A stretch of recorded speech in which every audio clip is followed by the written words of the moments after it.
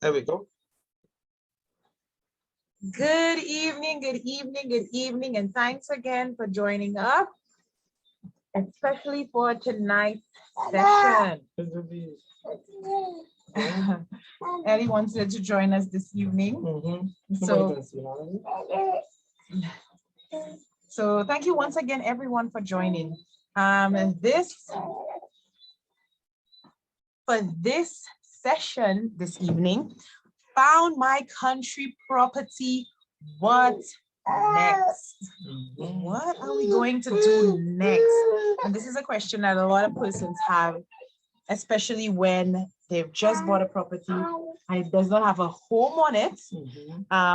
Persons are usually asking, what are we going to do next? So this is what we are going to discuss this evening. Yes, but before we get into that, I just want to say a couple quotes about country living.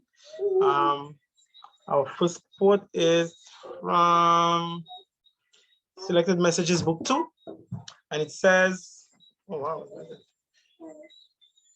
the instruction is still being given. Move out of the cities. Establish your sanitariums, your schools, and offices away from the centers of population. Many who will plead to remain in the city. Many now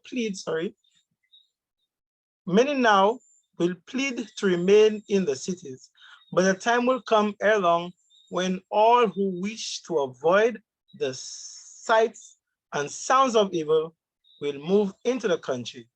For wickedness and corruption will increase to such a degree that the very atmosphere of the cities will be seen to be pollution. All right, so this is a lovely quote, and I just want some interaction, guys.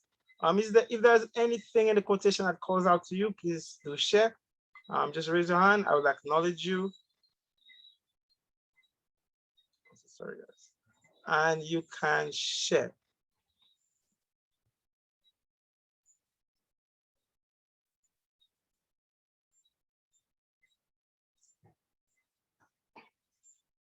And if nobody goes ahead, I'll go. All right, what calls out to me? Let me tell you, what calls out to me is that many now will plead to remain in the cities. And why this calls out to me? Because I've heard many persons before say that we all don't have to leave. All of us doesn't have to leave. Some have to remain in the cities to evangelize. However, we know that the cities must be rich, but they are going to be rich from outpost centers. So those of us who are intending to go country living, our ministries, God has blessed those ministries to be the very means for winning the world. All right, because the corrupting influence that is in the world is having an effect on us, and many of us don't even see. We don't even see the effects. But sometimes the change that happens within us is imperceptible. Let me share another quote with you guys before we get into the meat of the matter. Another one says, do not consider it a privation when you are called to leave the cities and move out into the country places. Here, there awaits rich blessings for those who will grasp them. And the picture here is of my family. This is my wife, my daughter, Ellie, my son, Eli, and this is some of the food that we harvested in our country location. If I could call it out to you guys, that's not all we grow, but there's mangoes, there's plantain, there's makobo banana, there's coconuts, there's papaya, there's soursop, and Ellie's having a ball of a time in the picture here. So, okay. So then, do not consider the privation. That's the lesson I'm taking from this.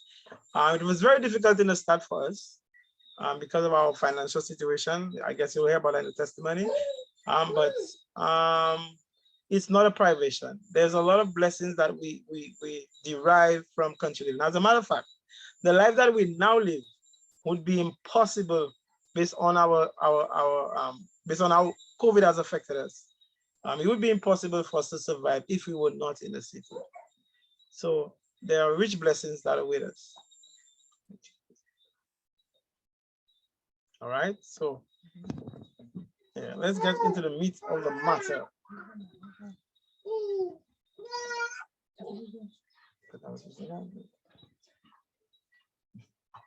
All right, let's get into the meat of the matter.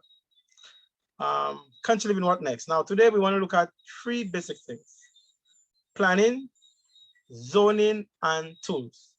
Hopefully we get through all. If we don't, I guess we'll just continue another time. All right, so planning, zoning, and tools. So I want this session to be as interactive as ever before. So this is, I'll be calling you guys. You are presenting together with me. All right, so here's a question. So you now have the property. God has blessed you and you have this property. Somebody tell me, what's the first thing they believe they should do? Or what's the first thing you would do? You now buy the land. It could have been a miracle. Could have been you already had the money. That's not what we're discussing. But now that you have the land, what is it you're going to do first? Just raise your hand. Ask for God's blessing. Sorry. Beg your pardon? I say ask for God's blessing. Bless the land. Amen, amen. Bless the land. Let me see if anybody disagree with you or anybody have something different to add. Agree. Consecrate the land to the Lord. Amen, amen. And that is, you guys help me present. That's my next slide. Being thankful to God. It doesn't matter how much money you had. It doesn't matter whether you had little or a lot, because I know people have a lot of money and they still haven't found a place. And they're searching. I know people have no money and they have already found a place. So it's important to be thankful. It's important to be thankful. Tell the Lord that you are excited and that you understand that He sees you. He sees you and He took you into consideration and provided for you according to His riches, according to the prayers that you've been making. But God has shown that He acknowledges you. And I remember we don't own land though, but when we got the opportunity to country live where we are now, on the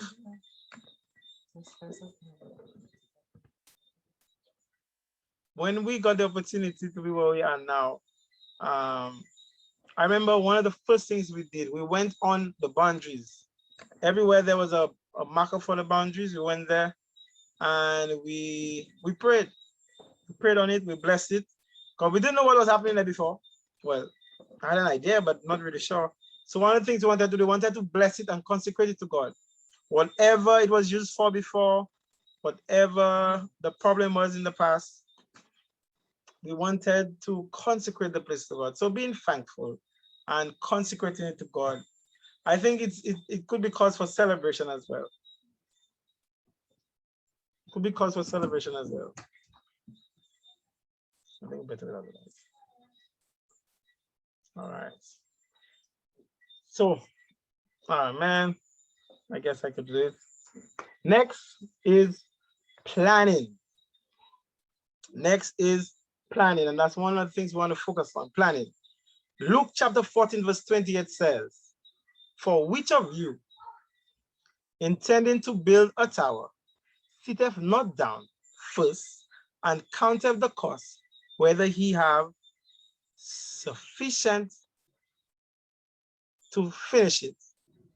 So there is a counting of the costs. There is a planning that is involved in starting up the property and do it right.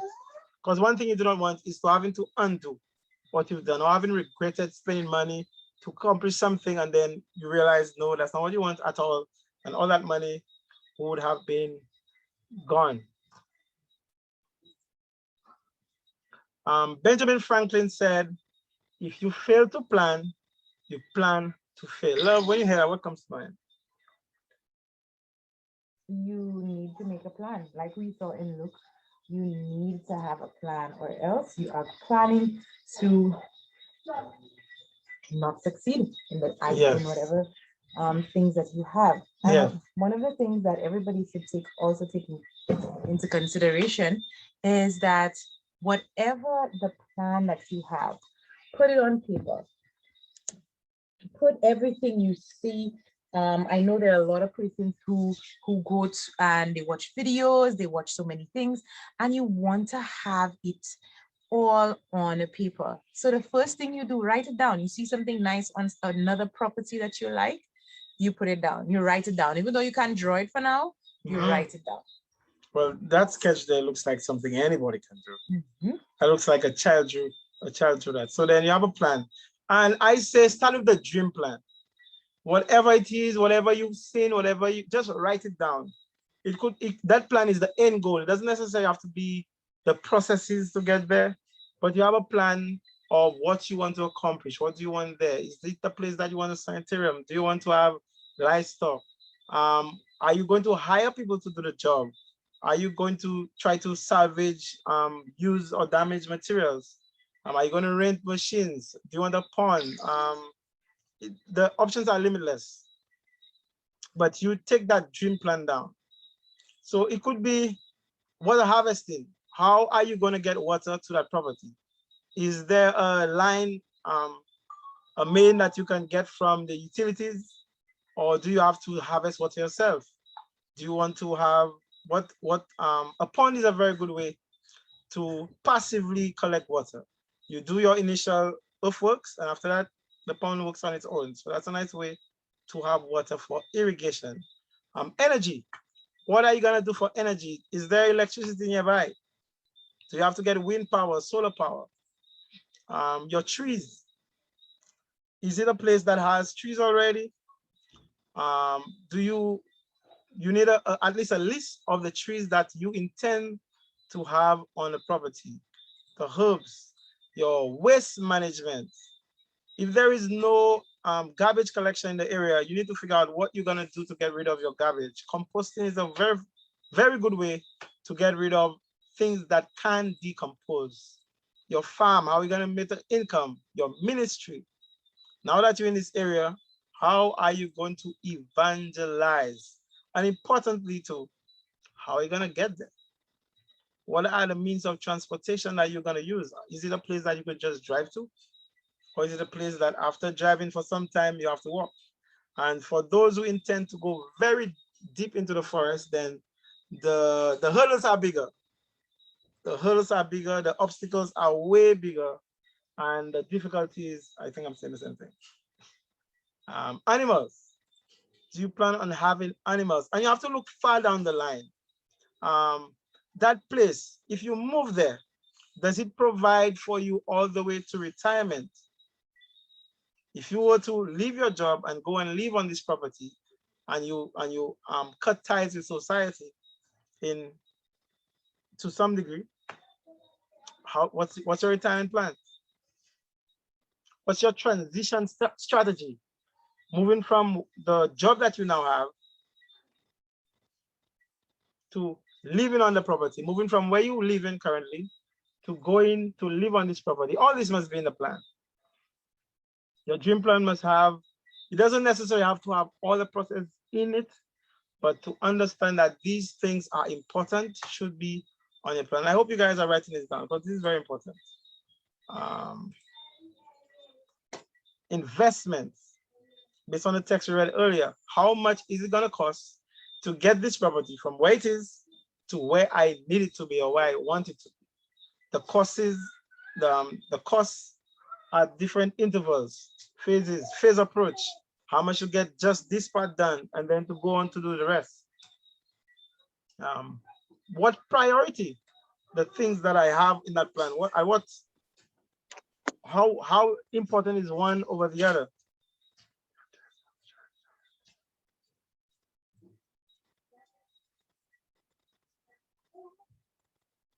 Provisions for unexpected disasters.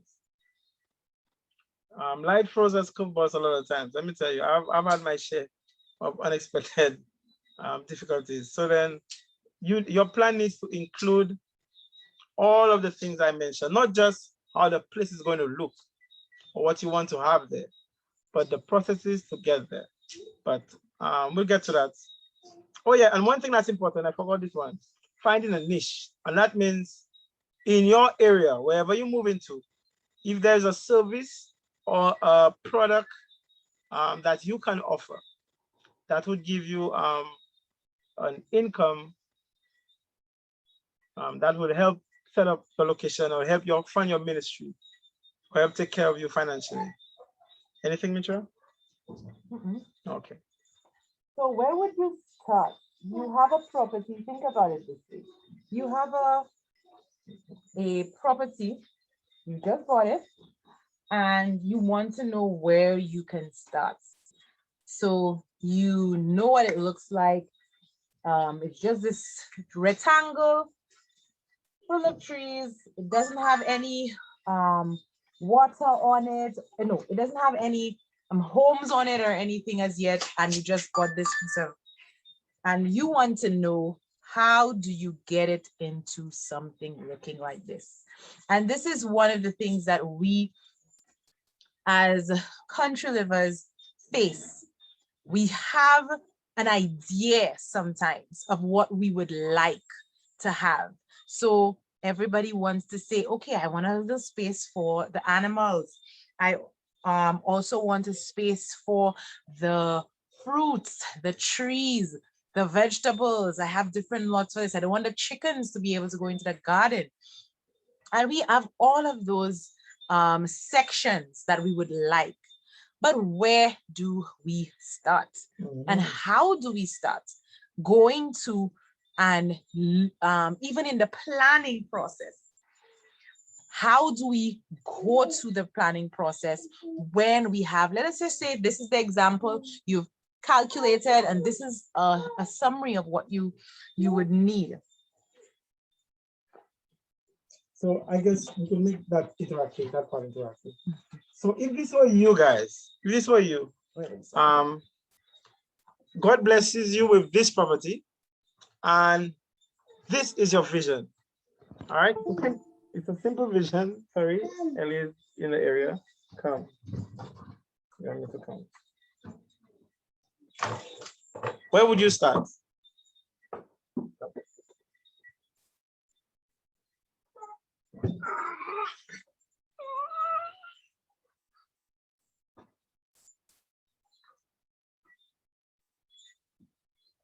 So this is your plan. This is what you want to execute. You have this barren piece of land right here. I wouldn't call it barren. Well, not barren, sorry. But this space with nothing on it, well, as it pertains to a home, a structure, a garden, it's just trees. What would be the first thing you do? And you can post your answers in the chat. What would be the first thing you do? Land cultivation, okay. But so I'm guessing, can you go back to the last slide, please, for a sec? Okay. yeah. So I'm guessing you want to see the things to take into consideration. Yes, baby. Okay, so yes, baby.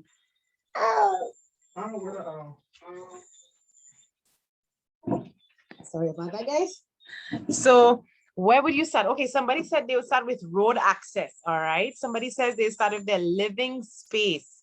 Okay. Somebody says they'd start clearing the land. Okay, I would say clearing the land for where exactly? Are you just going to clear the whole? Let's look at the piece of land that we're looking at. So are we going to clear the entire piece of property? I rather the mic so we can interact with them now. Instead of, okay. All right. So are we going to clear the whole piece of land? Somebody says they'll start on some of the paths. Okay. Some of the paths. Okay. Somebody says the access. All right.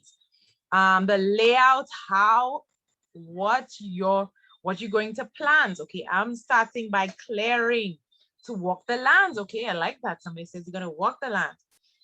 Locate the water source and clear an area close enough to it to set up a small shelter. Wow. A safe shelter. Oh, nice. I like that. So I love that you're thinking. I love the answers that we're getting in the chat so far. There actually isn't a wrong answer, but there is a best answer. So then one person deciding to walk the land first might have advantages that somebody decides to clear without walking the land might face. Mhm. Okay, but one is more productive than the other, however. All right. So one of the things that I would say that would help, and it is a rule that everybody can use, Mhm. is zones. Zones. Okay. Now I just want to touch a little bit on zones so that we can understand one of the methods that we can use to go about knowing where to start. So you say understanding zone. Yes. So we're not going to go into much depth with this yet, but we're just going to understand what is zoning. Zones take into account the human energy use and flows within a system in order to reduce unnecessary travel between areas. Zones analysis is about understanding the pattern of the human movement within a space in order to place the design elements where they are naturally and easily given attention that's required. Okay? By analyzing,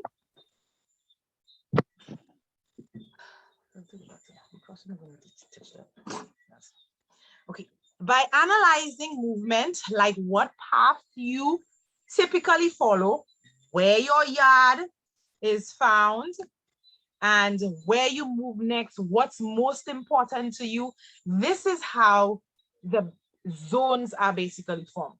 So let us look at the picture that we had before that. I'd like you to tell me, we have zones. I'll just get to the zone picture once again. Zones are from 0 and they keep adding. So 0 would be your home. 1 would be the space around your home. And if you notice on the circle, with the colored circles, it just keeps expanding around each other. All zoning does not necessarily have to be your houses in the middle of the property and you keep going around it. But I just want you to understand a little bit about the concept of zoning. It is basically what is your route to your property. What are the things that are most important to you as it pertains to your farm? So for example, I may have in zone 1, that's zone 1 is standard. That's where my home is. And let us say my industry, or the thing that I love the most, is bees. My bees may be in my zone 1 versus my zone 3 or my zone 4. But you say that's where you start? No. I'm not saying that's where I'm starting. Okay. I'm just explaining what the zones are. Okay. Yeah. So the question we asked was, where would you start? Yeah. So I'm doing a little explanation on zones so that we can understand the zoning aspects of it. And then we're going to go back to answer our question. Okay. Okay. So you're saying that you need some kind of prior knowledge of what you're getting into? Well, the zones would assist us in knowing our plan. Okay.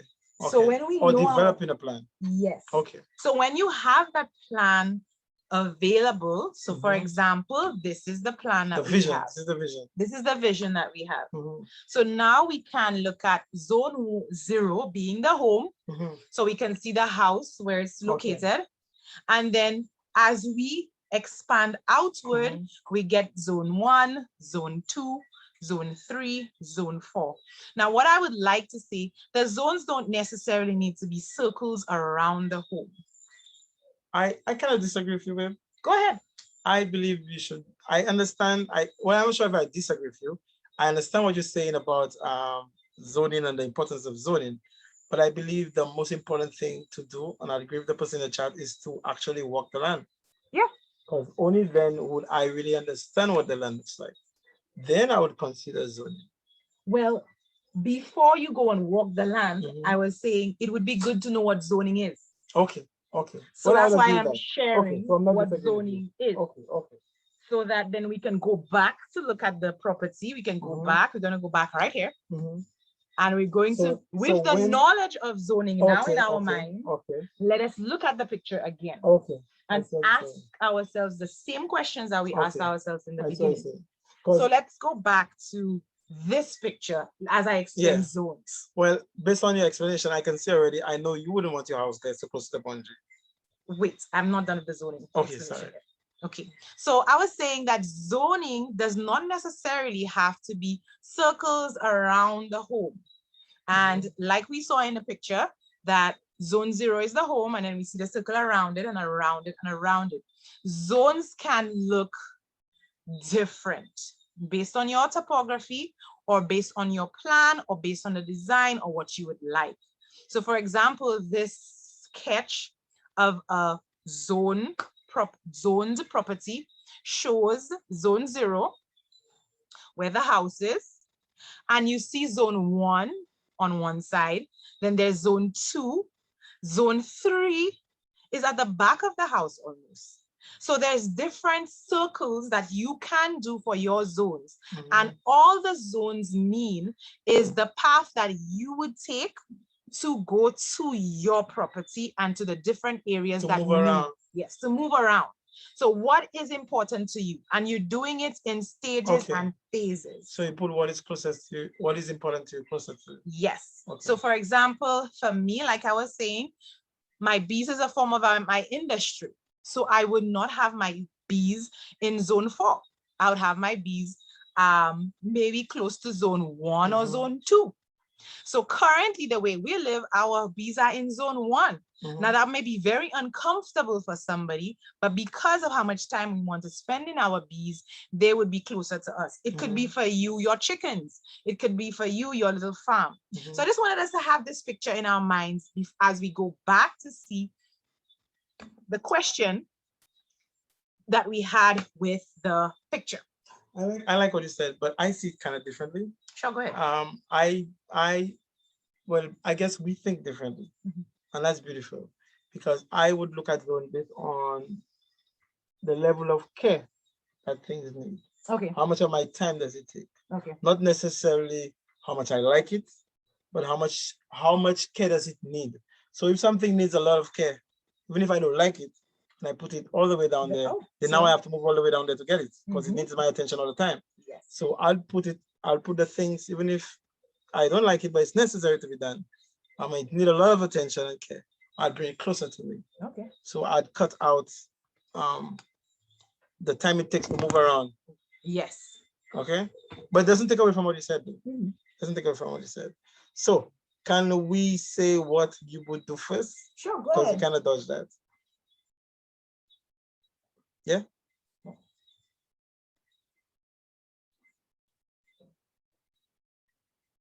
You change the slide. No. Change my slide.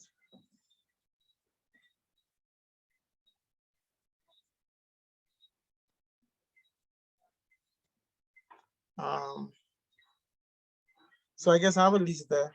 The slides kind of changed now. Just now.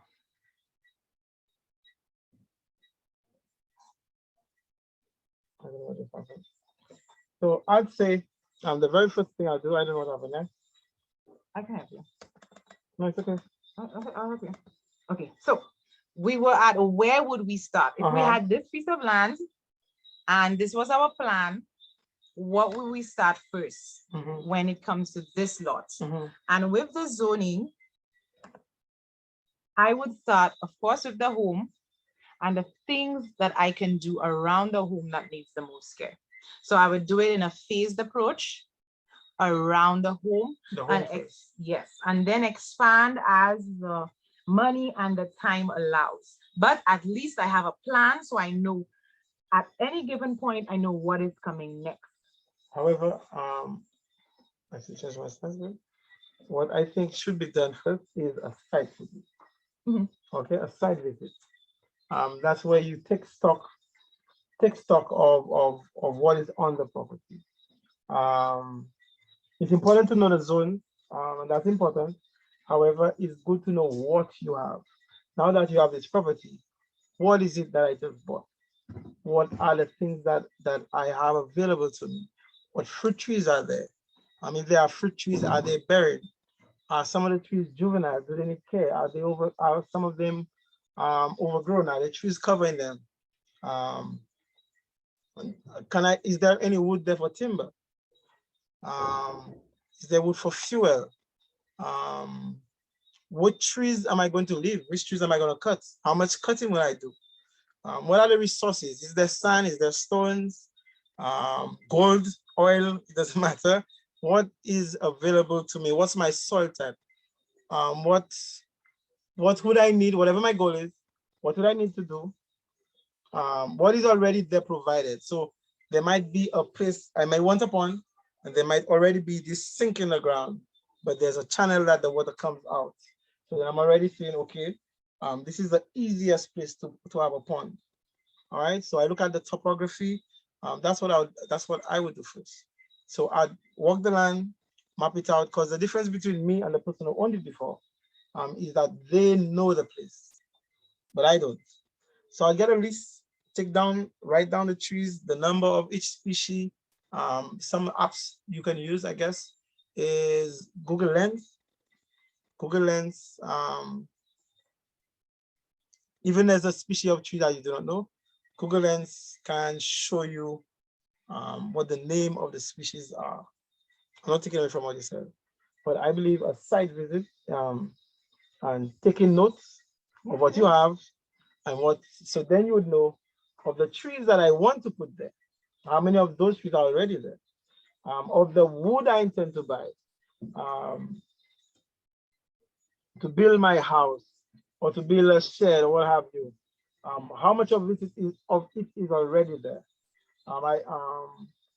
Then I would know how available am I, how available is the place for electricity, for wind, and what have you.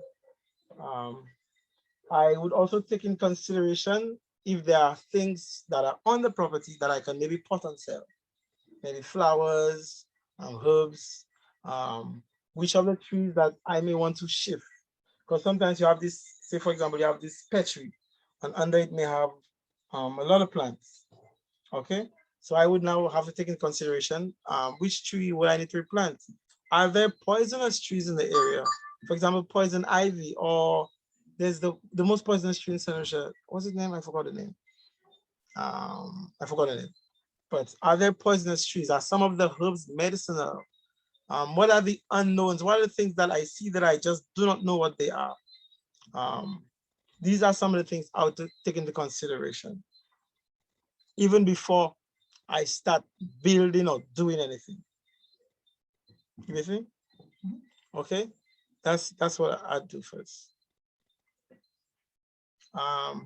However, I think with that, there's a lot of, yes, I see on hand. Yeah, my question is, I'm agreeing with you that before you start doing what you're doing, you should know what you have available and it's necessary to work the land. But I'm remembering my sister's testimony last night where God blessed her with 40 acres. What would be your advice? How do you work 40 acres? 20 acres, 40 acres, 50 acres, whatever. How do you work all that land? You can work 40 acres. It's not a lot of land. Whatever. The thing is, you will not be able to see every inch of the 40 acre, but you need to have an idea of what the 40 acre is. Even if it's not a detailed idea of knowing that's what this stone looks like, you need an idea of what a 40 acre is. Because the thing is, you maybe go in my Home Depot to buy lumber, and there's in the back of the 40 acres, there's a lot of adult trees that is ready to be cut, or there's an old shed that you didn't know about, there's a house that the previous owner just forgot to tell you about. So then I believe at some point, I mean, 40 acres can look differently. You could have a 40 acres that you could just stand and see the entire thing, or you could have 40 acres that's jungle that you have to walk. However, I still believe that taking into consideration what my wife said about the zoning, you do not necessarily have to work the entire 40 acres or the entire 200 acres. You understand? Because in the plan, if your plan is not to develop the entire 40 acres, and I think that's why I agree with you, you do not have to go and look out the entire 40 acres. But because of who I am, I would. I would, yes. What you can also take into consideration is a topographical map. Yeah. When you get to the place, and then that's one of the things we were sharing in one of the sessions before, when you look at the land from an aerial view like Google Earth or Zoom Earth or one of those, when you take a look at the land, you can see the elevation and where are the most likely places for certain things.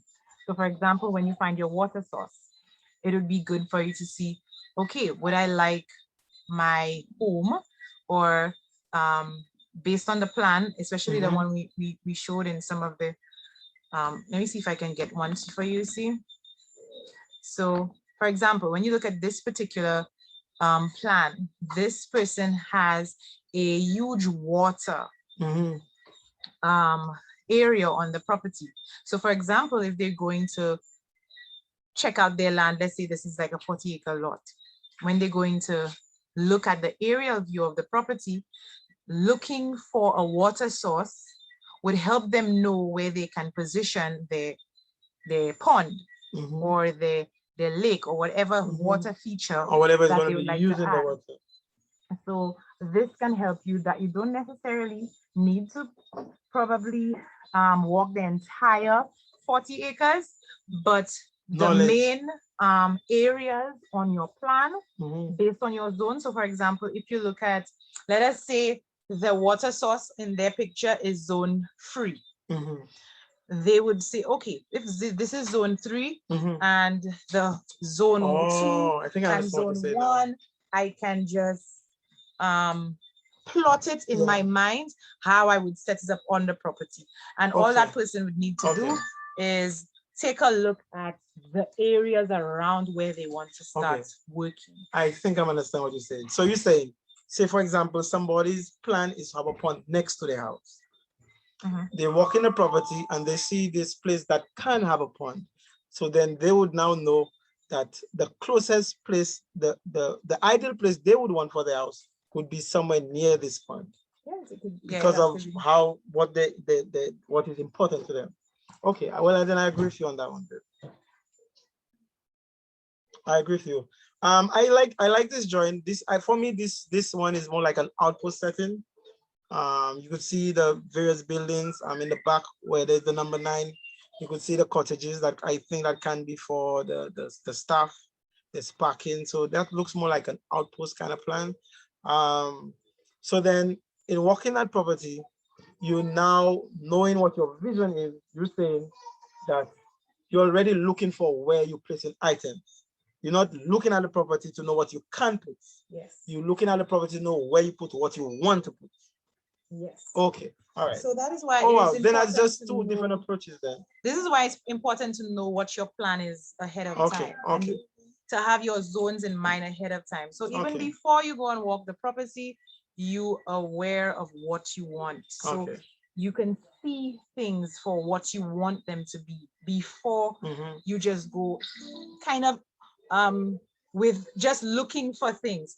You have the things that you're looking for, yes, and you're going to note them down as you go along, but you need to know your plan has to be basically in your head while you're walking the property.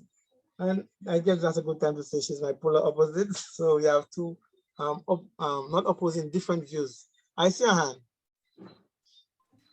Yes, I was saying I am sort of understanding your wife that it is a good idea to have an idea of what you want. So as you walk the land, you see something, you know it can be best positioned there because I already have an idea what I want. So the two works together.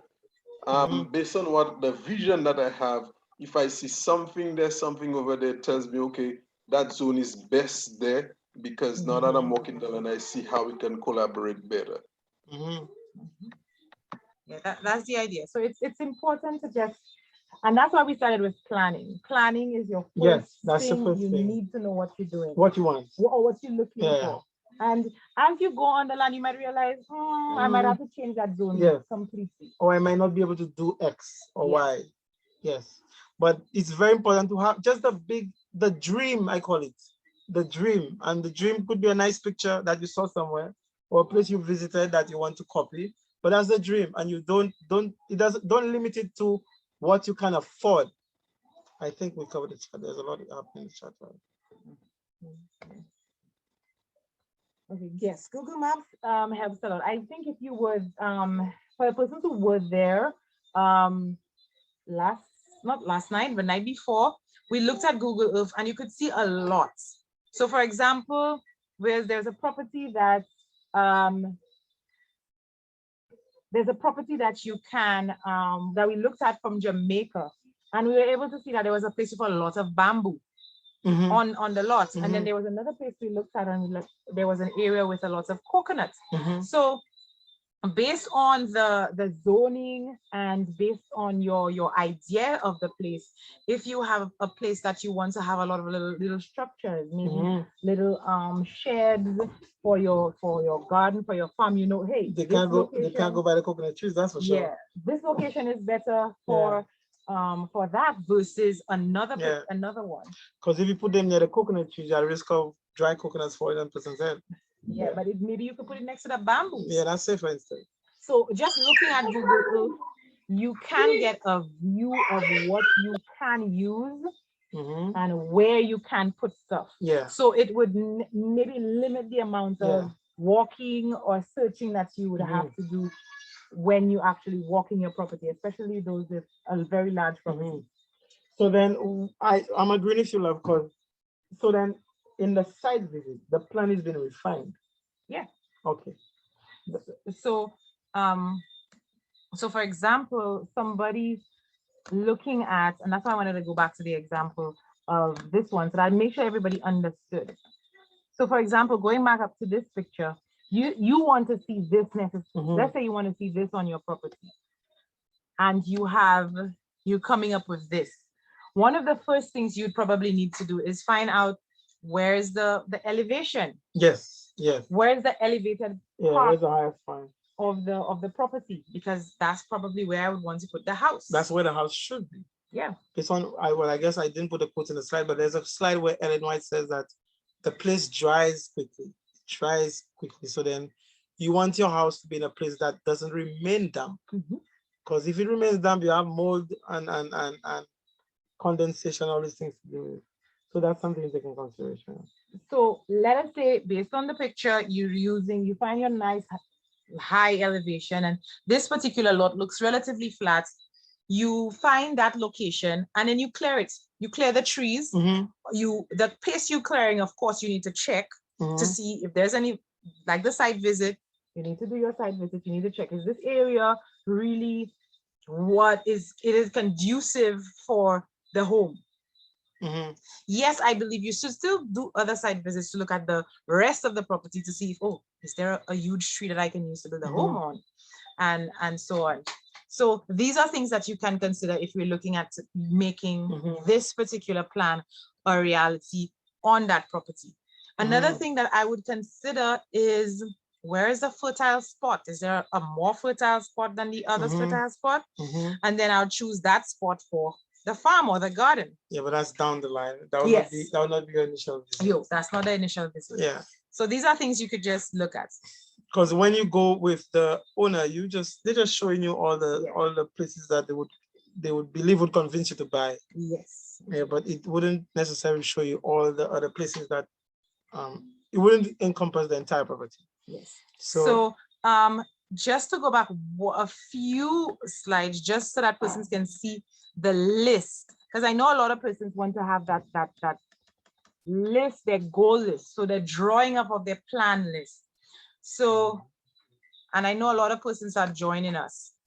So drawing up your plan needs to incorporate, and the planning stage may take a while, right? Don't rush it. Yeah. It might take a while, take your time. Water harvesting. This is from your home. You want your home to be the highest point, so it's easier to collect the water and have it dispersed. Why I believe your plan should not be detailed before you get to the property is because the property determines the detail. Yes. You may have this big vision, you may have a house design in your mind and you envision it, however, the property may not cater for that. And then that would mean that all that time you spent making that plan detailed when you didn't know what the place was looking like, all that time would be wasted. That's why I believe it's important to know what you want to do and how you're going to achieve it. But don't marry it so much Yes. that when you got to the site, you're like, Oh, have I to don't throw like it that place away. anymore because I can't do this. I just planning. wanted the house this way, and if I can't have this way, I don't want the property at all. Even if the property provides you all the other things that you wanted, but you're so fixated on that one thing that's on your mind that you see nothing else. The pond and your energy, the water can assist you with energy as well. Yes, yes. And wherever your energy is located, you would have to clear, especially if you're using solar. Where is the sun passing? That's right. And this, you know, in your site visit. Or how much hours of sunlight does it get? So the site visit is not something that you would have to just do once and then you figure, okay, I was there, I got it, I know everything I need to know. So the how detailed your plan is and what you want determines how long you'd have to stay on the property to get at least majority of your questions answered. I see we're not for the slides, but that's okay. Yeah. So then there's the trees. It's okay. I'm so sorry. There's the trees that you need to take into consideration. So for example, if you have a that would you would have found out from the owner what important trees are on your property. Yeah. Or you could bring in forestry, you could bring in agroforestry, whatever they call it in your country. You get those people that work for the government with regards to agriculture and taking care of the forest. You have them do a site visit with you, and they would now show you, hey, this tree is that, this tree is endemic, that tree before it was extinct, how do you have one there? This is so much value. That tree is a special one, that one kind of not really useful. This one sucks up too much water. Yeah, they would be able to guide you in that aspect. I think that is very important. And what it also does, it also educates you.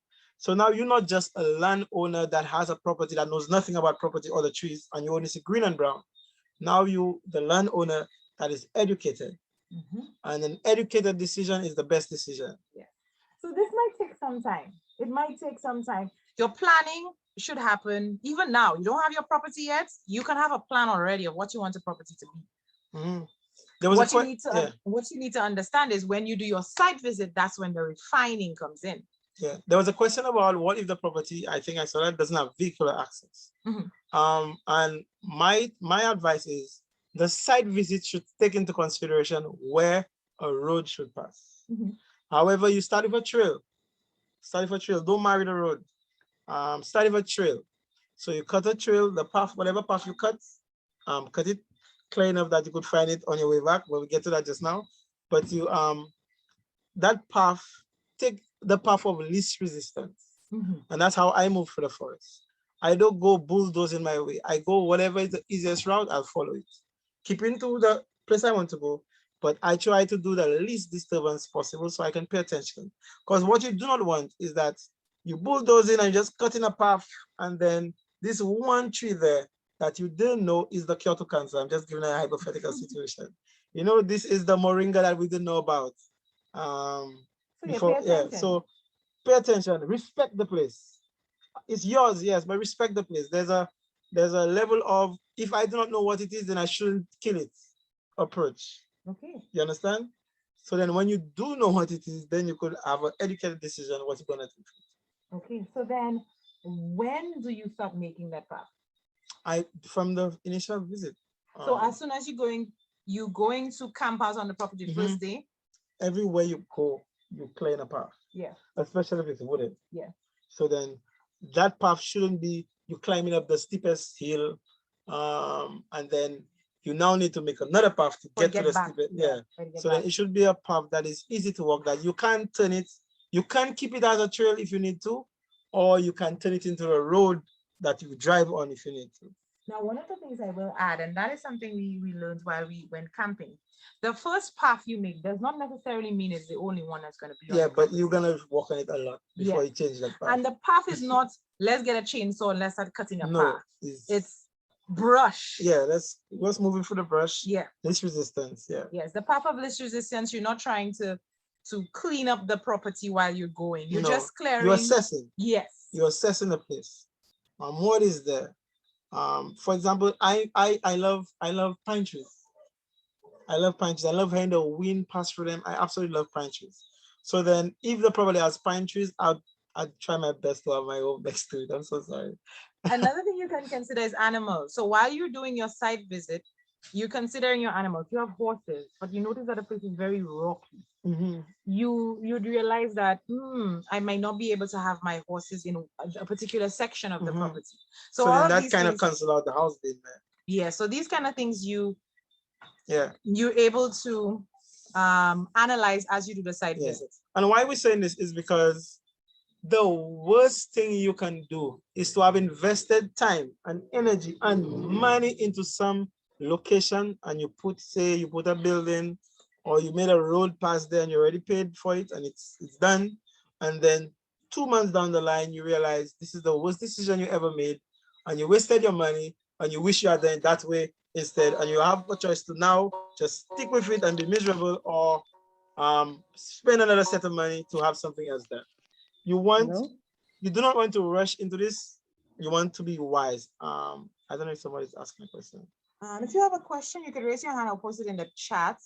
We're open for questions. We're talking about the planning stage, right? So we just we kind of jumped so that we can just make sure everybody understands the concepts and the where the stresses needs to be as it pertains to what you're doing next. I think somebody said next slide. I don't know which slide you're talking No, about. that was this one. I think I have it up already. So I had the Okay. two planning ones up. So these are just your big plans. This is you want your end goal, your dream plan, every single thing you ever wanted. Be aware that when you're doing your site visit, your plans may change. Because in as much as things are happening now in this world, and a lot of people are saying Jesus is coming and they want to give a date, we really do not know. When we moved, we could have believed that Jesus was coming the following week, and we still have 7 years later. Yeah. There are persons that have moved for 40 something years now. I think Doug Batchelor has his outpost, his country location for a very long time. Maybe older than I am alive. So then things are intensifying. The song says, oh, there's a song, man. The song says, oh, I forgot the song. Signs of the times are everywhere. Signs of everywhere. But however, we do not know when the end is. So let us not say that Jesus is coming by such date, so I must rush and make haphazard decisions. Make haphazard yes, decisions. make haphazard decisions, and make plans that is for my demise, doesn't benefit me, or the course I take does not glorify God. Yeah. And then when somebody asks me, what did you do, so that they can pattern after me, I say, no, do nothing that I did. Yeah. So You we don't- just want to yeah. have, we just want to make sure that we're making the best decisions possible for how you're gonna move forward. So I guess you could go back to your site. Yeah. Sorry. Yeah. So I guess repeat it or just go forward. Oh yeah, so the site is there. What do you think? Yeah. So then I guess that's what the people that just come. On the site visit, we're going over this. You want to take stock. You have your sheet. You have your notepad. If you can count, that's good. That's nice. Maybe put a tick, like right on it. So then yes. So then what you will do? Say I know what a mahogany tree is. So I'm on the building. I see mahogany. So I write down mahogany, and each time I see one, I put a tick in the mahogany section. Each time I see another mahogany tree, I put a tick. So I see mahogany, then I see mango trees. I put mango trees. I could have adult mango trees, or I could have juvenile mango trees. I could have mahogany trees. I could have 2 sections for mahogany trees that can be cut, and mahogany trees that that is very young. So then by doing this, writing it down, even if you don't necessarily remember it, the number, what you're now doing, you are teaching yourself. Eventually, you will not even have to look at the paper to know the information. Yeah, and you will get to learn the different trees. Yes, you are educating yourself of the property, because the person has lived there for 40 years. They have it all in their head. That's why they can continue living and make wonderful decisions, because they have information to make those decisions. That's what you want to do. You want to give yourself as much information about the property before you actually commit to doing something to it, because you are going to make changes. You want that those changes are sustainable changes, not changes that, oh boy, because I cut the road there and I never knew that was where the water passing, that road is eroded, and the road that I make which is going to my house, just took the river and brought it to my house. You understand? Yeah. So then this, and that's why I say the site visit is not even, well, we'll get to that. But let me just explain it. So you want to know which trees are overgrown? Yeah, thanks. Which trees are overgrown? Which trees are dead and standing? Some trees are hazards. What you can do is maybe work with flagging tape or a spray can, some kind of way to mark out. You could choose to only mark out the ones you want to cut, or you could choose to only mark out, well, mark the ones you want to cut. Don't mark the ones you want to keep. Yeah. So you could choose to just mark out the ones you want to cut, especially the ones that are dangerous. They call them widow makers. They're dead trees. They're dead already and they're standing up there. They can fall and break at any time. Some of them stand straight. Some of them are leaning over. The leaning ones are the most dangerous ones. However, they all are dangerous. So these are the very first set of things you want to take out, especially if they are close to your zone 0. And remember, this site visit does not stop after you build your home. No. Your site visit continues. This is the prayer walk. Eventually the site visit becomes a prayer walk. You just walk in.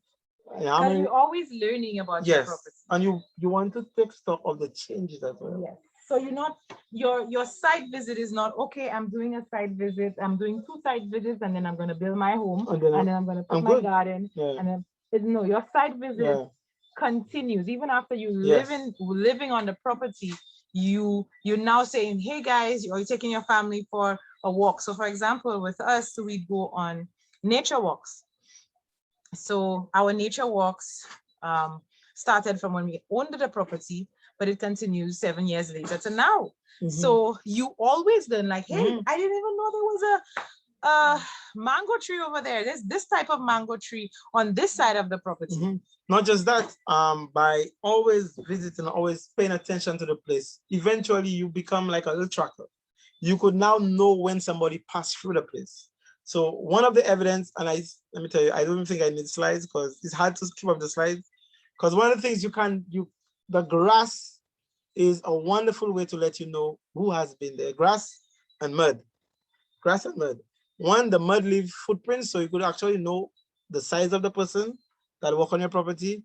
You could know what kind of shoe they're wearing, whether it's a boots, whether it's a sneaker, whether they were running, whether they slid down. The mud gives you a lot of evidence. However, the grass will show you the entire pattern of where they walked. The grass can let you know how long ago they walked, because when you just walk, the grass lies down. Eventually, it starts coming back up again. If they walk recently, the grass that went down will not have any dew on it. I cannot share any. Yeah, so all of this is valuable information, and these things train your eyes, your ears, your vision. It really does train you to be more of a country living person. And this boosts your confidence to be able to be in the country. And for example, being able to tell where somebody walks on your property, or if somebody, that is a very powerful thing. To know. So for example, with us, if somebody has passed a particular place on our property, we could tell the smell. Yes. The smell. That's if they walk it at the time. Yes, at the time. If they walk before, we could still know what the time. Yeah, so it's a valuable thing to train your eyes and ears to get more sensitive to the land, and this is what some of the site visits are doing. So it's not just pen and paper, and this is too hard, this is just way too much, I just want to just put the house there and build and start growing. These are just things that you need to know, just to train yourself to be more sensitive. It may sound like a lot now, but it really becomes second nature when you're in the country. You really dial in and become more connected with the land. And some of the things, like for example, I would know how long ago somebody passed on the property. If there's a footprint there, I would know. As long as the footprint there, I would know, because things I can take into consideration. If they walked and it rained after they walked, then that footprint would now be disturbed a bit, so I'll know they walked before it rained. If it had not rained and they walked, I would still know that they walked because the footprint would still be there. So then now I take into consideration the foliage is the foliage disturbed? If the branch broke when they pass, is it now dead, or is it dying, or is it still fresh? Does it still drop sap? There's a lot of information. Let me tell you, when you move into the country, you become yeah, not just a survivalist, you become you're more connected and you are more alert to what is happening around you in your surroundings. So this is what the site visits will help you Yes. do. So then, yes. So that's why even if you're like, hey, oh my, this is just green and brown to me. How do I do this? When you start taking the time and going into the property day 1, day 2, it will help you to I saw the question. So then the question is, what do you bring when walking around? And guys, please bring the question. You guys you actually could raise your hand guys, and or share your questions in the chat. let me tell you, I abandoned the PowerPoint a long time ago. No. We're just taking it slow because I really want everybody to get this. Yeah. So what do you bring with you when you walk in the land? I have to jump a couple slides now. Okay. So because I have a slide that kind of there. have some of that in it.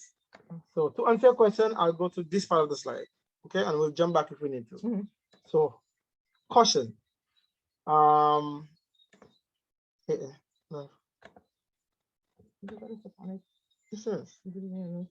is. Yeah. Okay, so let's do that. Let me just do the caution, and it kind of will get. I'll explain that in the caution at the same time. So in walking the place, let's do the how you walk the place, and we'll cover the what you bring at the same time. That's okay. All right. So in walking the land, one of the most important skills to be able to do is to listen. Every time I take people on a hike, or every time I take them into the forest, one of my most basic rules is no headphones. No headphones if you're on a hike with me. 0. Why? Your ears can hear further than you can see. There's something happening beyond your vision, over the mountain, behind a tree. You could hear it before you can see it. So do not have headphones in your ears. So that's one thing you do not bring. However, you will listen, pay attention. You will hear the animals. You will hear the birds. If you don't hear any birds, that's a sign of distress as well, except if you're a place that is absolutely barren. Yeah, but if you're in a place and you hear no animals at all, that place is not fertile, or there's a predator in the area that the birds do not want to know their location, but that's one of the story. So then you want to be looking around you. You're listening further than you can see, but you're looking around you. You're looking where you're going. Looking to your left and your right. However, it's also important to look behind you. And I'll tell you why. When you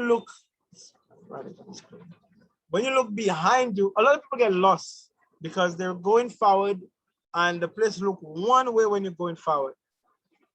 But when you turn, when it's time to go back, the tree that I remember was on the right is now on the left. Because you were going this way, the tree was on my right. Now I'm coming back, the tree is now on my left. So I'm disoriented automatically.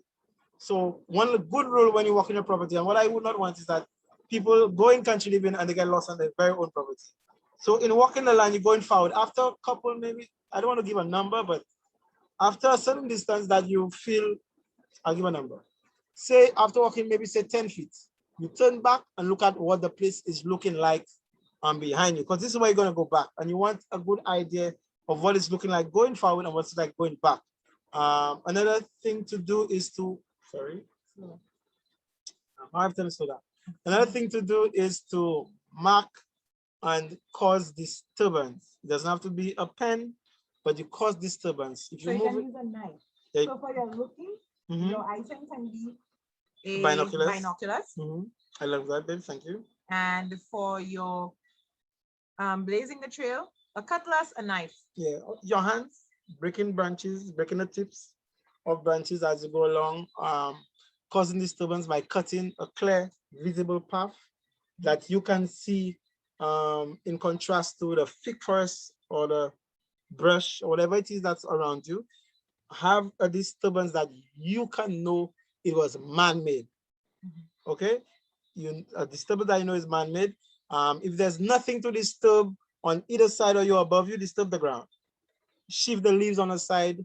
Leave some kind of way that you can find your way back from where you were to where you're going.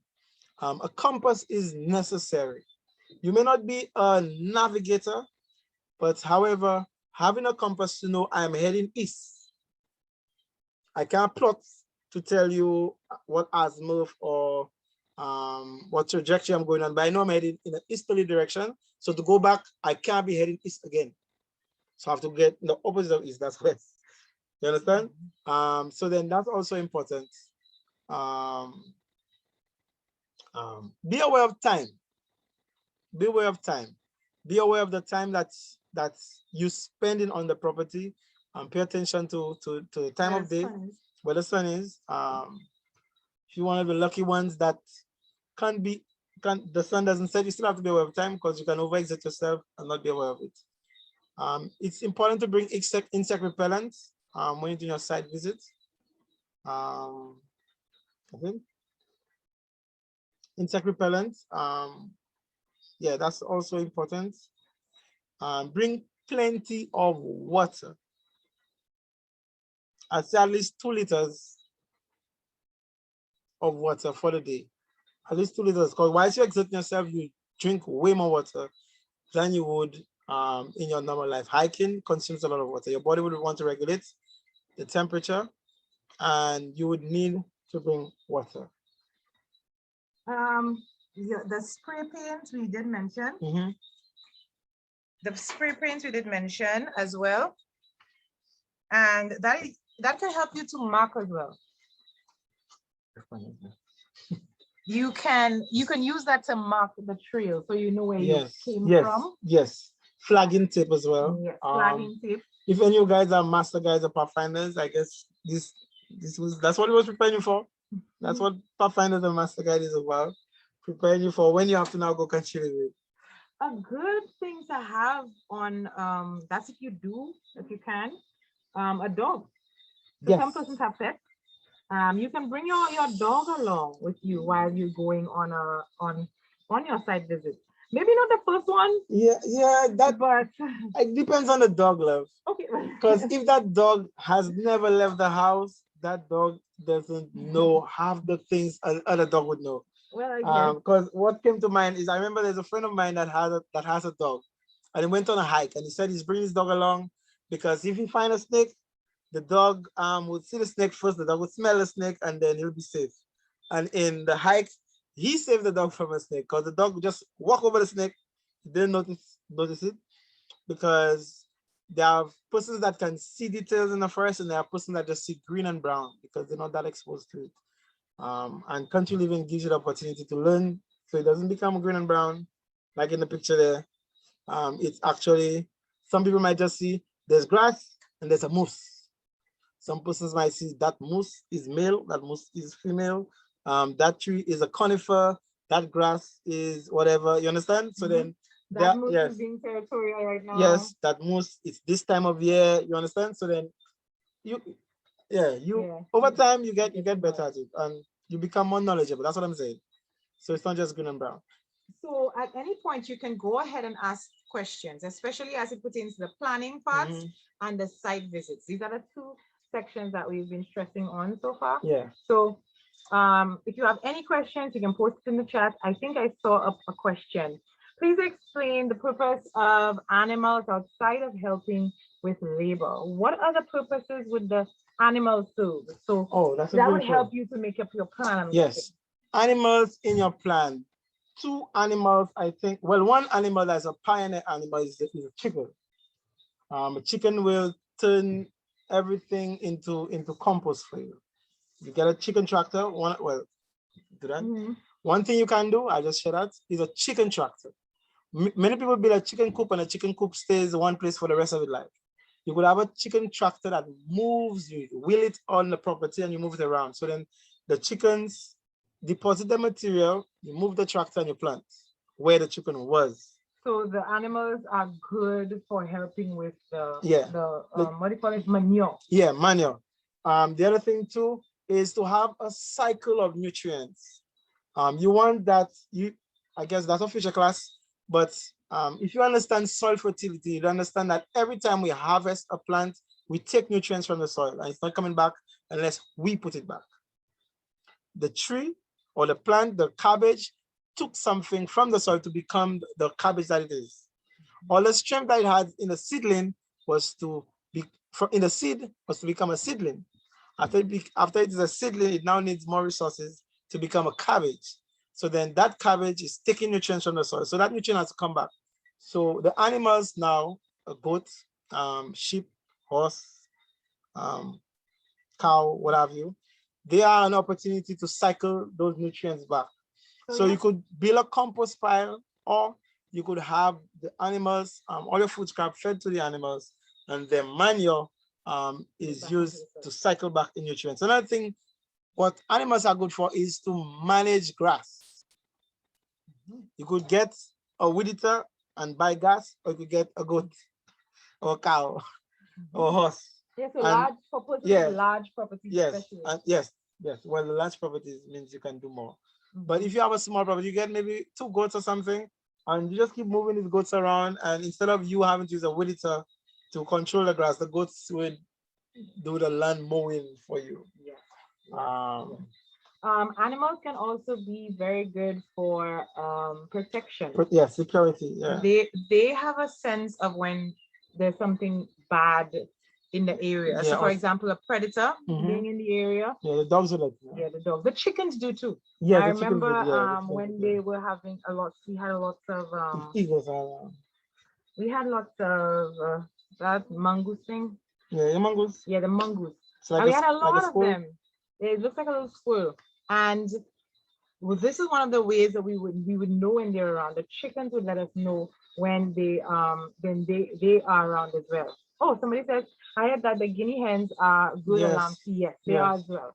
So if you know how to pay attention to animals and learn from them, they can let you know when there are predators in the area. But guinea hens would need protection, and the guinea hens chickens do too. Yeah, they need to be protected. Yeah. So that has to be taken into consideration as well. Usually that means they need a locked place for them to sleep, and you'd have to train them to go into it and come out. This girl wrote an article about that. We were able to train the chickens. Free range chickens. They're out doing the business during the day, and when a certain time of day hits, they're coming home and they're going in and sleep, and you lock them in and they're safe. So you have to train them. Yeah. So you train your chickens, because I like the fact I didn't like to cage them for the entire day and feed them in. Yeah. So they would free roam the property throughout the day, and then at a particular hour they would come back so that they can sleep in their cages. Another thing to do, I said look up. I said look in front of you, look behind you. I said look around. Another good principle is to look down. Looking down. Most people get stuck. Oh, and we have a special next Tuesday. Yeah, Tuesday coming. Monday. Tuesday. Next Tuesday, we have 2 professionals with degrees to their names coming to talk to us about wildlife, especially dealing with snakes, because some of us, luckily in St. Lucia, we only have 1 poisonous snake. Only 1. Luckily in St. Lucia, we only have 1. Other people have many poisonous snakes. They have moose. They have a lot of things to do with. St. Lucia, we're fortunate. That's about it. And I guess maybe wild pigs, but that depends on where you are. But one good principle is to look down, because most people get stung by stepping on a snake. And I'll tell you from my experience, you could walk next to the snake, it won't come behind you. It won't even shift. The most the snake would do is just smell the air. Just put it Put your bottle on these clothes that I just washed. Hello? Someone's asking a question? Turn it out. No. Just find the whole time. Yeah, so then, like I was saying, in my experience, I've passed next to snake. I've almost stepped on snakes before, and they jumped away. Let me tell you, I guess I can't give that story. Yeah. I'll give a story. Once I was going on a hike. I was going to look for a waterfall, and we were hiking looking for the waterfall, and I know it's a snake territory, so I'm being careful. I'm in the front now. That's one thing about me. I'm always in the front. I rather something happen to me than anybody else that I know. So I'm in the front, checking out, being safe, watching the branches, watching what I touch, watching where I put my feet. However, when I got close to the waterfall, I started hitting the water, and then I got excited. So then I got a little excited and I started moving a little faster, throwing caution out to the wind a little. And then I took this step forward, but because I'm used to being in nature. When I took a step forward and I saw movement in my peripherals. Now I know leaves without wind don't shift. So I instantly stopped and I looked down on the ground. And it was a funny lance that just leaped away from me. I almost stepped on it. And then after it leaped away from me, it went and coiled up itself in a corner and just smiled the air to know what was going on. I stayed there, took little pictures of it, but I leave that for the guys to do it on Tuesday. But the principle I want to give is watch where you step in. And if you don't remember anything about snakes, remember you want to not step on them. If you step next to them, they most likely will not do anything. But if you step on them, that's where the problem is, that they would want to defend themselves. Don't touch them, don't shift them. Well, we'll get to that. But don't step on them. That's my rule. So I said, look under. You also want to look on top you as well, because you do not want to be walking under a widowmaker. Eli, you want to see what a widowmaker is? Okay. Yeah, what's a widowmaker, Eli? He's there in the corner in the time. What's a widowmaker, Eli? A stick that's hanging over your head that can fall at any time. Say that again. Say it louder. A dry stick that's hanging over your head that can fall anytime. All right, that's a widowmaker. Why is it called a widowmaker? You don't know? You can give that one. Okay, I'll give that one. It's called a widowmaker because it's gonna make a widow out of your wife. The wife is gonna be a widow when it falls on your head. So then you want to be aware of dry, dead trees or hanging dead branches that are hanging over, especially if you're cutting a path, because that cutting, that knocking, the vibration can break off this dead, rotten branch and it hits your cabeza. So to answer the question, what do you bring? You bring plenty of water. You bring a signaling. Well, I don't get to that yet. You bring water. You bring a notebook. You pay attention. Your spray pen or some kind of thing to mark the trees. Well, you need, if you bring paper, you need a pen. You also need to bring along. Well, that's an extra, but you can bring along your cell phone with an app called MapMe. And I guess we have to do that on a separate video. But MapMe is a very good resource, because what MapMe does, there's a feature that you could activate where it would leave a trail everywhere you pass. And then you find your way back, you just follow that very trail to find your way back. The other thing that MapMe does is that you can actually leave GPS coordinates of the things that you find and you could name them. Yeah, we'd have to do a session for that. Yeah. You could actually name, okay, so then you walk in the property with your MapMe software. When you find this location, put in the chat, they can search for the software. When you find a location or some feature that you like, so you see this wonderful, beautiful tree, you go next to the tree and you let it find, it has a circle that just gets smaller and smaller and smaller. When the circle gets really small, then you click on the little arrow, that's you. And then you could save that position as tree. Or big tree, red tree, beautiful tree. So then when you now want to do your plan, your drawing, that free location can be added to your layout, and you will have exact coordinates of where things are on a property. So the scaling of your property, you can actually draw things in the correct place. Yeah, so you want to demonstrate that on Google? You want to demonstrate that? Yeah, demonstrate. So let us I mean, you'll have to pull up the ones. Yeah. Okay.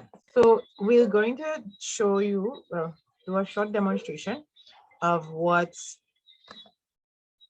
using Google Earth. So for example, we have gone looking at land and seeing properties and mapping out properties, and this is one of the things that we use.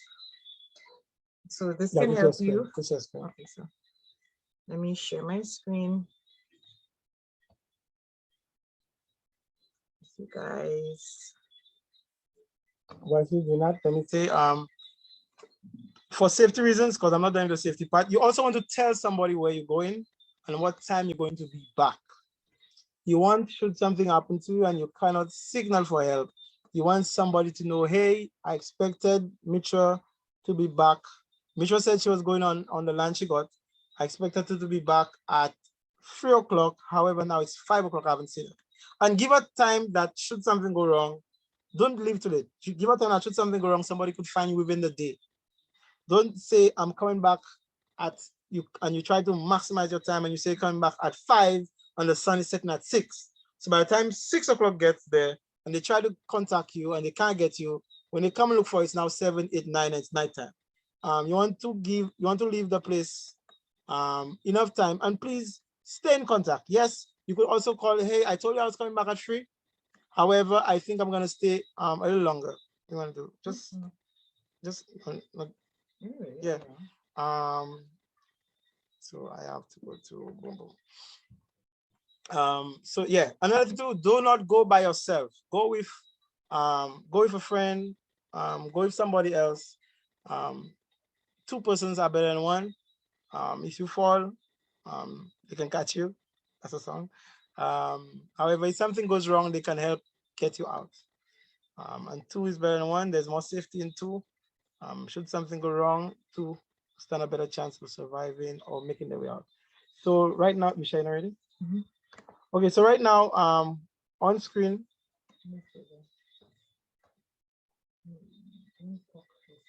Are you talking fast?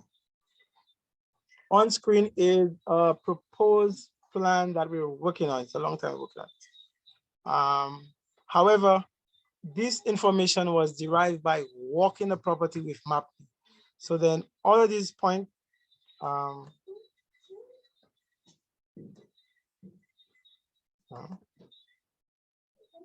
just now, I'll show, yeah. So all these points that you see here, the purple ones are the road that I walked. So in trying to find what is the most suitable place for the road whilst walking it, I left, come a little closer, I left blue markers. Even before we contacted a surveyor, I found a lot of the pegs and I actually mapped them down. That's an overlay. I'll explain another time. So then using the Google Maps, I was able to take the GPS locations and put it on Google Earth. So then now I have, well, I'll show you without anything. I'll show what Google Earth gives. So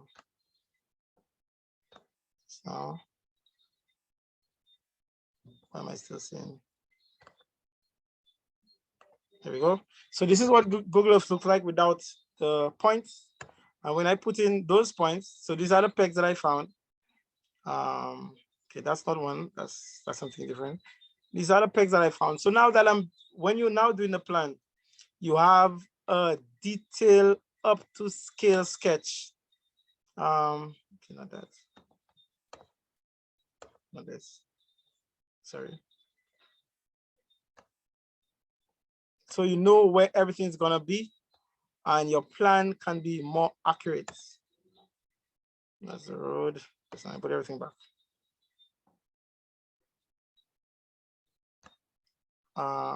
Any questions? Let me see if there are questions in the chat.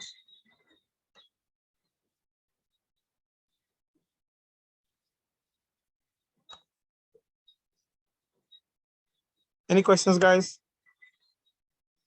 Before I continue.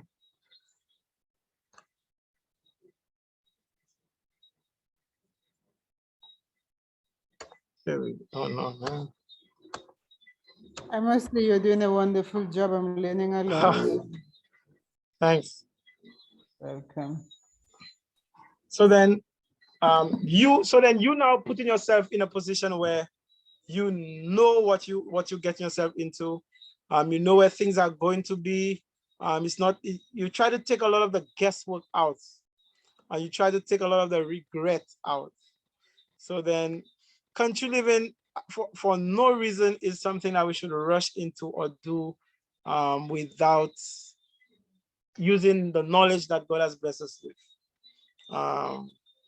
It's something that we should do prayerfully. It's something that we should see as an ability to do either one, do something to the glory of God or do something that would bring shame and reproach to God's name. Because it is a better way of living. I'll admit, I'll tell you that. It's a better way of living. I don't know. Activate something. I'm trying to find it. That's not what I want. That's not what I want.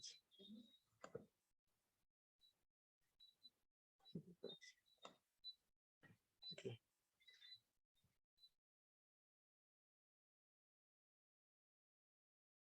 Yeah. So let me go back to the slides. So then for safety, water, I mentioned that it's good to bring a knife, a cutlass, a machete, something that you can cut with, because you want to be able to cut the brush, cut the trees. But it's important to be able to take notes and take pictures. Take pictures. Sometimes you'd be surprised that something you didn't notice, something that just didn't catch your attention at all. When you're home watching the pictures, you realize that, wait a minute, what? I didn't notice that. And you good? So go back to the slide. Can you put back? Okay, let's go back to the slides. Give me a minute. Okay, so let's go back to the slides. That's how you do that. So at least we were able to see how we can, and this is a 15-acre property. Let me put the thing back on. So you get to see by walking the property. So for example, when the owner is taking you to see the lots, when the owner is taking you to see the land, when you have the opportunity, when you have the opportunity, you take your phone out and you just that's just on Google Maps. I think every phone has Google Maps. Yeah. So you just put a plot, put a point, put a point, put a point, and then you come on and you open your laptop and you just begin to look at the property. Mm-hmm. If we go on the ground on that particular property, you could see the slope. Mm-hmm. So that's one way you can see, okay, where's the water going to? Mm-hmm. Where are the ravines? When I walked the property, I saw a ravine there. So you get to trace out the property, get as much information as you can from the property. And this would help you to make your plan a little bit more refined. And that is, why do we have to take so much time to do all of this? Why do we have to take the time to do all of this? It is because the more information that you have on the property, the better your plan can work. Will you guys have a training on how to use that app on Google? Yeah, I think we should do that. Yeah, that was not in the plan. I say that. But it is something that is a very good resource. Yeah. And you can have a lot of your planning done Yeah. using it. Yeah, because that's not even the only project we have on Google. Yeah. So this is just one. So let me just now go back to the slides so that you guys can see the PowerPoint once again. That's going to share.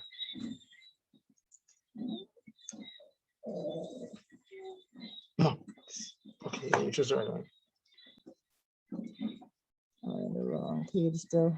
Go back. There we go. Okay, Everyone see the picture of the serpent on the screen? I think everybody's supposed to Yes, see it. we can. All right, so yeah, so we can continue. So then after your short site visit, well, not short site, after the site visit and, well, the series of site visits and the taking in of the information, one of the things you want to be able to do, you want to be able to know the sights, the sounds, and you want to be able to know patterns on the property. So then parrots may be flying by, they may be sleeping in a tree. You didn't know that because you came in the day, or the time that you left was not the time they were in the area.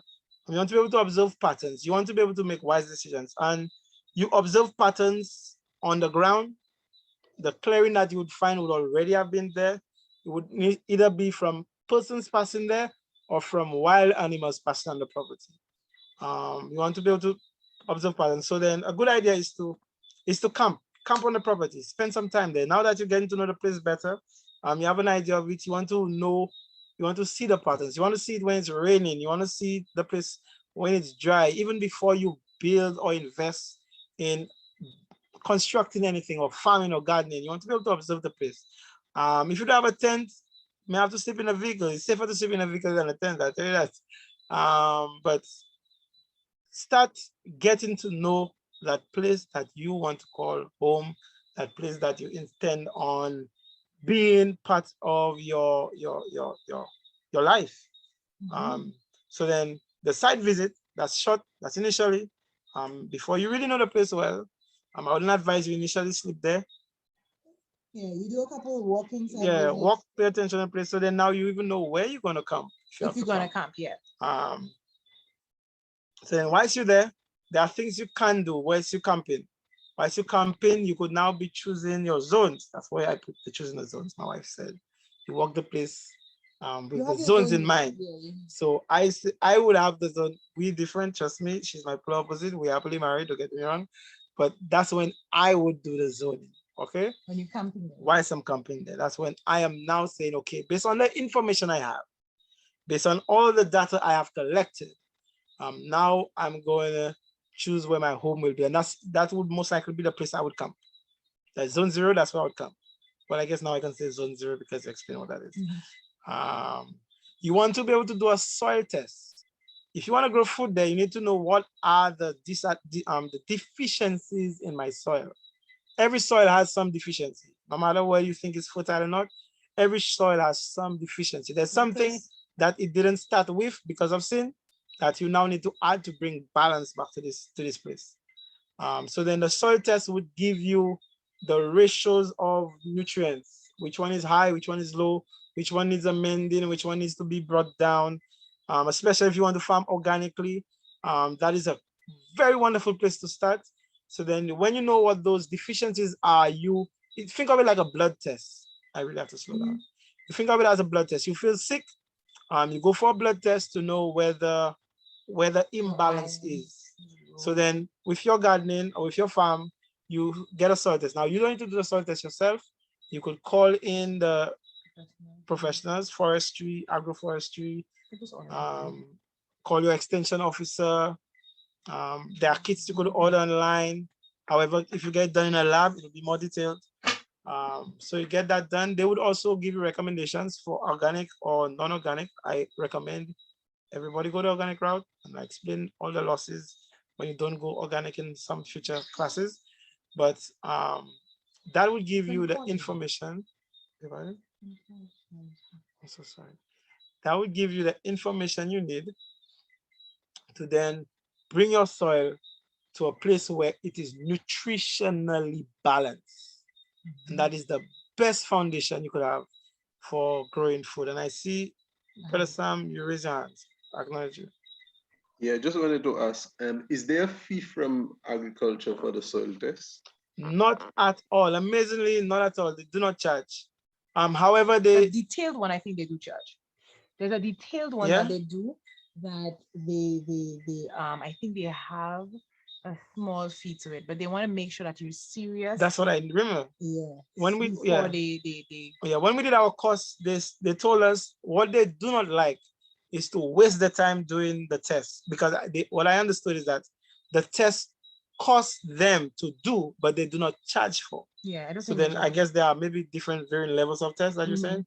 But with the test, they do not charge. However, what they do not want is that people do the tests and they find out what the deficiencies are and they ignore it and they try farming just the same, and then they just add in fertilizer when it's not necessary, and then they make a mess of farming. Yeah, but what we can do is verify that, and we will be having a forum on the website very soon, so that all the topics that we discuss can be discussed there, and other persons can also always share some light. Yeah, but based on what I remember, there isn't a cost to the soil test. Yes. So that is I would say that is the number one first thing to do when you're growing food, having a soil test done, especially if you go in. Yes, they come and collect the soil themselves. They come and collect the soil themselves. They come on your property and they will collect the soil. They collect soil from different places on the property. They mix it up in a bag. So then they have an idea of the entire property, what the soil is like. Because soil changes from location to location. So that's one of the things you could do. Once you camp in there, you could also clear some of the undergrowth. And it's amazing how different a place can look from being dark and dreary because it's overgrown and the shrubbery is so thick. And a place that is clear. And I have a slide about that. I'll show you in a moment. Once you there, you could clear some of the undergrowth. So then you could see the place better. You could now see through the trees. You could see the changes in the landscape. So that also helps you have a better plan for what you're gonna do there. And that also keeps you safer as well. If there's somebody on the property or there's an animal on the property, you could see it from a further distance because you would have cleared some of the undergrowth. Something you could do while you're camping, build a shed. You don't want to carry back everything you bring. You bring a jerrycan of water, you don't have to carry back. That's your place. So then if you have a little shed there, you can now leave, say an umbrella, raincoat, a tent, whatever, secure it. But you could now build, build a shelter whilst you now camping on the place. You could start taking care of the place in a small way. Then some trees, like you have a branch that's hanging into where you want a road to pass.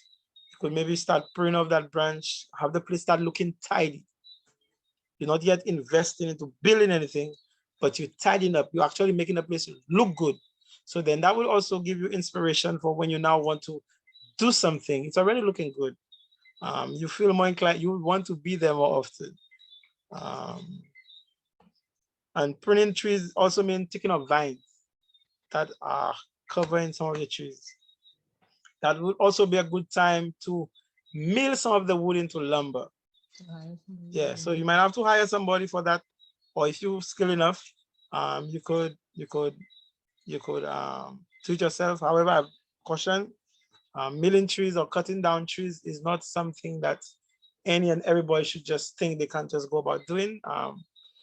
It's a very dangerous thing. You could really hurt yourself. I think they say being a lumberjack is the most dangerous profession in the world.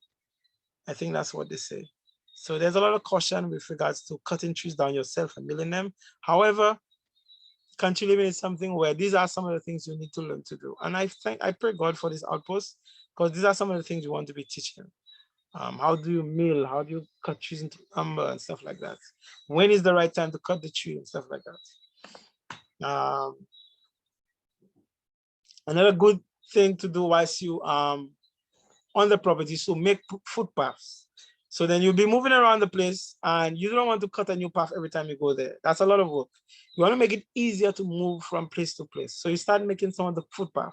So a place you would have just walked on before because you just cleared a path. Now it's a good time to just make it a little safer to walk there. If you get a little pickaxe, a little shovel, make a little step where you need to access, just make it a little safer to walk, that the children can walk. You could bring persons there.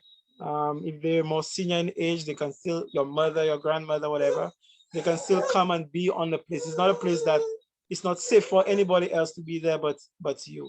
So you could now cut footpaths. That's even before you plant, even before you start building your house. I do not believe your house is the first thing. I strongly do not recommend your house being the very first thing. And one of the most important things, bring in professionals, get professional advice. Be it milling, planting a garden, even if you have to pay them, or if it's a friend you know that you just want them, a farmer. Hey, I have this property. I started clearing it. I have a shed there. I really want you to come and see it to give me some ideas. I have some ideas in my head. I want to run it by you to know what's gonna happen. And that's some of the services we offer, consultation. I want to make the most of the place. I don't want to destroy it. So then I want your advice. Bring in forestry, bring in the Ministry of Agriculture, because what you may find is that there might be this this I don't want to call it stimulus, but there might be a project within agriculture where they may be giving greenhouses away, or they may be giving help to startup farmers, or they bring in offering. I know in Sufre there was a time they were offering to come and plant orange trees on your property. They would bring the orange trees, they would bring in the people, and they would young people. They would bring the plants, provide the labor, and all you have to do is provide the property that these people can come and plant on. So speak to, beg your pardon? Yeah, so then invite the professionals so that they can now give you a little more guidance, because the truth is you are actually refining your plan. The dream needs to be now, how the dream now have more details. Now you know how you getting this dream accomplished, what parts of this dream or this vision you keeping, what parts you can't, how the professionals also tell you how you go about getting those things done. You want to build a house, how much does it cost? How much of your materials on the land can be subsidized or be harvested to help with the cost of that house? And I have a picture there on the left is a, I tried to get a better picture, I didn't, but on the left, I think that's the same place, is a place that is overgrown and you cannot see through the trees. There's smaller trees, larger, more senior trees. However, on the right is a place that has been pruned and it looks better. You could see through it. You could now get a better idea of the landscape. You don't have to do that for the entire property, but for the places that you're going to be in, your zone 1, zone 2, zone 3, at least you want to be able to start clearing out those places. Anything on add? Any questions, guys? I don't know. Let me check it out. Is it harmful to the soil, burn the land, burn the overgrown shrubs? Oh, that's a good question. Is it harmful to the land to burn the overgrown shrubs? It's a win and lose at the same time. You lose a lot of organic matter that you could have cycled back. Remember the cycle of nutrients I told you? In burning, a lot of the nutrients, a lot of the elements get lost. They get destroyed by the fire. Some of the nutrients evaporate. So then you lose. However, my recommendation is to mulch the shrubbery, branches, leaves, grass, mulch it and bring it back. Continue the cycle. There are times where burning actually is necessary, but however, I would recommend turning those branches into charcoal instead of just burning it and wasting it away, because charcoal is a resource that you can use in your garden as well. Charcoal provides, because charcoals have so many pores in it, it provides habitat for your microbes in your garden soil. It holds water as well. You can use it for fires. So then I do not recommend, I understand sometimes it have to be done, but as much as possible, try to keep from burning away stuff. Let it rot. Let it rot. I see, yeah, so. Another option is to, if you happen to have a machine to do wood chips, you can do wood chips as well. Yes, yes.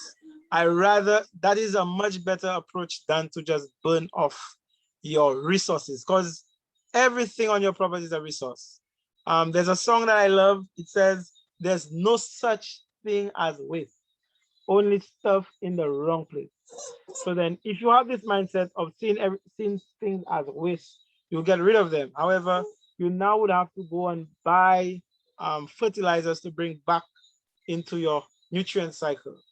Okay, because you burnt off and you discarded, it's okay to just put it in a pile and let it rot away. 10, 5, 6 years down the line, that's a pile of nutrients. What you'll find is a lot of the trees would have their roots go into that pile so that they would harvest the nutrients that was in the branch. Because the tree took nutrients from the ground to make the branch. So that nutrient that it took from the ground to make the branch, if you burn it off, that's nutrients that will not come back into your cycle of nutrients. How do you get rid of snakes on the land? How do you get rid of snakes on the land? That is Tuesday. Yeah, we have That some is Tuesday. professionals coming in. I will not endeavor to touch that Yeah, subject. and they are going to be Yes. talking about how do you deal with wildlife on your country living property, whether it be snakes, whether it be whatever wildlife that comes. And I'm guessing they're going to touch on how you live with them and how you live without them. I'll give you a secret. One of them is coming all the way from Australia. Yeah, so, Yeah, it's, so we it's- pull out, we're taking care of you guys. So, and Australia has a lot of snakes. Let me tell you. and a lot of One of the most dangerous deadliest snakes, yeah, are in Australia. Be happy you're not, well, if there's somebody else country in Australia, may the Lord be with you. I would visit you if you invite me. But those of us in the Caribbean, especially in St. Lucia, we're lucky because we only have one snake. Yeah, so we're lucky in St. Lucia. And we have no jaguars or tigers, bears to deal with. So that's beautiful. Any more questions, guys? But we have on wild the planning or on the site visits. Yeah. Go ahead.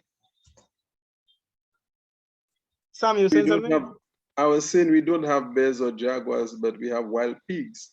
Yes, yes, we have wild pigs as well in St. Lucia.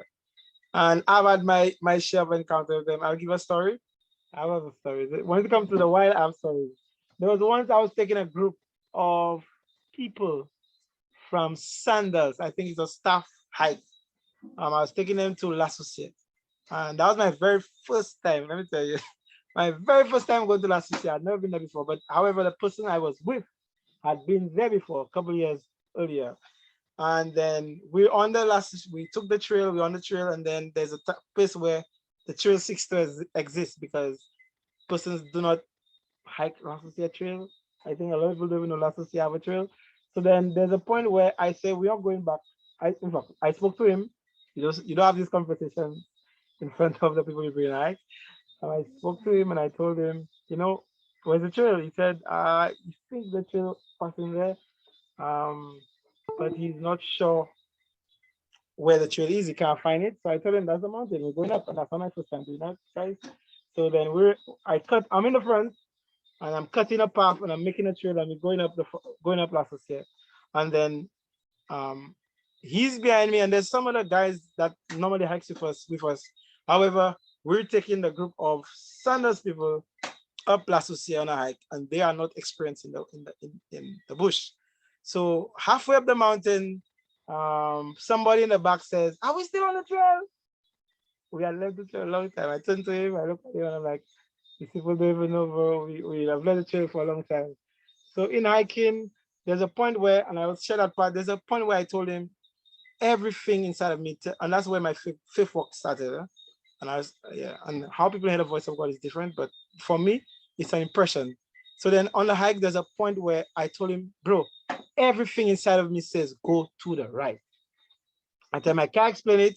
I do not know what to tell you. I don't know how to explain it, but everything, it's for a while now, everything says go to the right. So they tell me, bro, well then let's go to the right. So then we went, Ellie, baby, you're changing everything on my screen. So then he says, well then let's go to the right. So we go to the right. And then in about 5 minutes, we get the original trail. We get the original trail that we're looking for. However, whilst we're on the original trail, I'm noticing that some of the branches are bitten, like some animal bite it. So I'm calling them like, look at this. But in the bite, you can see that because the bite is, it was biting badly, the bite is already turning black or dark in color. So I'm like, wait a minute, it's a while. So why since the animal bite it because it's already getting dark in color. But then when we get closer to the top, I noticed some of the bites actually fresh bites. And then I started noticing pig hoofs in the mud and in the ground. So I told him, bro, I am not taking no chances with anybody. With maybe us would maybe try and see if we could still get to the top. But I told him I'm not taking chances with these people. Next thing people just start running whatever direction they're facing. So then we turn our group back. The other opportunity I had to meet wild pigs was when I was with my family. I was hearing them and I went back. So meeting them and having an encounter, meeting them face to face I avoid it at every chance I get, but there's something to consider in Seneca, especially for the people that want to go really close to the forest. Yeah, They have Lincoln. They have become more common since a lot of farms are now abandoned. They are a abandoned. lot more Yes, common. Yeah. yes, yes, because the farmers take care of the population. The farmers kill them. Yeah, yeah, but that's something to take in consideration. As a matter of fact, somebody told me you should be more, the wild pigs are more dangerous than snakes. Yeah, that's what somebody told me, because the snakes will not pursue you. The snakes will more likely run away from you, but the wild That is pigs indeed can true. stand the ground. That is very true. Yeah. Any more questions, guys? Because Sam and I are having a good time. We're having a wonderful conversation. Let me see. Yes, they are aggressive. Yeah, they can be aggressive. Well, I guess if no more questions, we'll pray to close up. Yeah, I guess we can pray to close. What's the time? What's the time? Babe? All right, well, let's pray. Let's bow our eyes and pray. Father, we thank you for yet another opportunity where we get to share. And thank you for another opportunity where we get to learn, Lord. And we learn from each other, Lord, from our experiences, from what you brought us through. Lord, we pray that this decision that we're considering to move into the country, Lord, will be an educated one. And that, Lord, the decisions we make, the plans that we make, our execution of those plans, all of it will be glory to your name, Lord. And help those who come behind us, Lord, our testimony, the path that we walk, they would find that it's a faithful walk, and they would come to us for advice, Lord, and they would follow in the pattern that we provide, Lord, and that everything will bring glory to your name and will perfectly represent this call that you've given to your people, and that this call will be a means of glorifying you and preparing us and our characters for heaven. Just my prayer. Amen. Yeah, I know.